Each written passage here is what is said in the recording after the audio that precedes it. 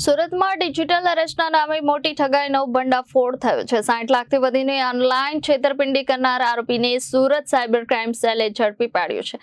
આરોપી પોતે મુંબઈ સાયબર ક્રાઇમનો અધિકારી હોવાનું કહીને પીડિત અને તેના ભાઈને ડિજિટલ એરેસ્ટમાં રાખી ધમકી આપતો હતો।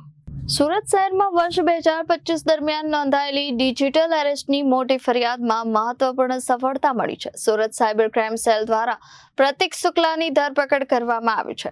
બેસ્તાનના વડોદ વિસ્તારમાંથી પ્રતીક શુક્લાને ઝડપી પાડવામાં આવ્યું છે।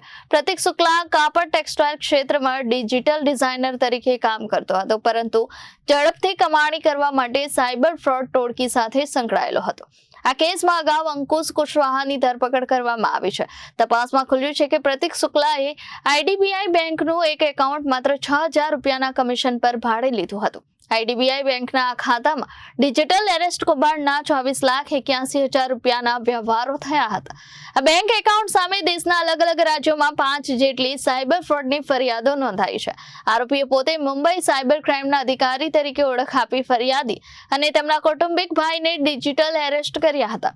મની લોન્ડરિંગની કેસમાં ધરપકડ કરવાની ધમકી આપી કુલ 60,14,000 રૂપિયા ઓનલાઈન ટ્રાન્સફર કરાવી લીધા હતા। હાલ પ્રતીક શુક્લાને 2 દિવસના પોલીસ રિમાન્ડ પર લેવામાં આવ્યો છે અને સમગ્ર નેટવર્ક અંગે વધુ પૂછપરછ ચાલી રહી છે। 2025નું એક ડિજિટલ એરેસ્ટના ગુનામાં અમે લોકોએ બીજા આરોપી પ્રતીક શુક્લાની ધરપકડ કરી છે। એ જે ડિજિટલ એરેસ્ટ છે એ 60 લાખનું હતો અને એમાંથી 1.5 લાખ રૂપિયા જે એકાઉન્ટમાં ગયા હતા એમને અગાઉ અમદાવાદથી ઝડપી પાડવામાં આવ્યો હતો। એમનું નામ હતું અંકુર કુશવાહા અને અત્યારે જે આરોપી છે એને અંકુર કુશવાહાથી એકાઉન્ટ લીધેલી હતી કમિશન માટે। અને એ જે પ્રતીક શુક્લા છે અત્યારનો જે આરોપી છે એ હરિયાણામાં જે મુખ્ય ગેંગ ઇન્ડિયાથી કામ કરે છે, એમને એકાઉન્ટ અને એકાઉન્ટની ડિટેલ્સ આપવાનું કામ કરતો હતો।